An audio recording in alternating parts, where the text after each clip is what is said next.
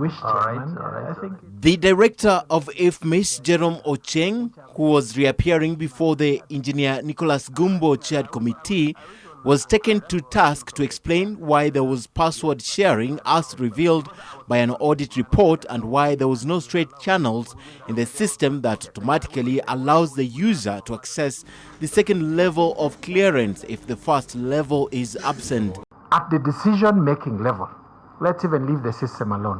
Why did you define both these guys as principals? Unless now you are giving a recommendation that no, reconfigure your IFMIS in such a way that you can only have, but this is the structure by which the IFMIS system is currently as is configured.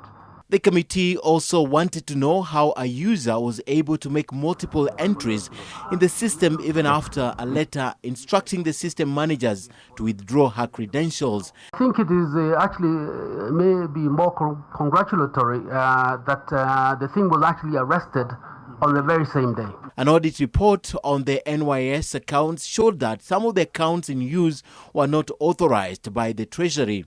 Having noticed some of these challenges, we are now in the process of completely reviewing all accounts in banks.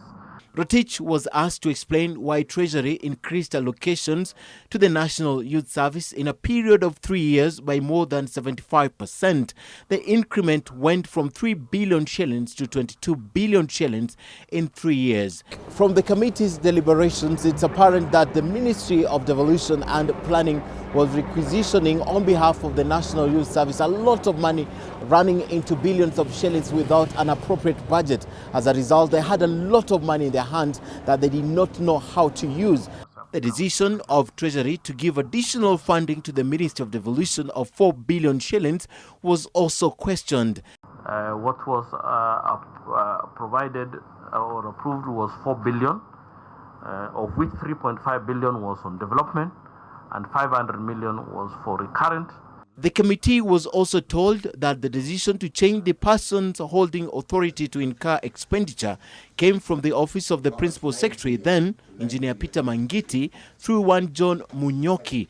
The PS authorized Aidan Haraki to be made the principal authority holder while Nelson Githinji was still in office, and that the rights of Githinji were not revoked since there was no instruction from the Principal Secretary to do the same. Ken Mijungu, NTV.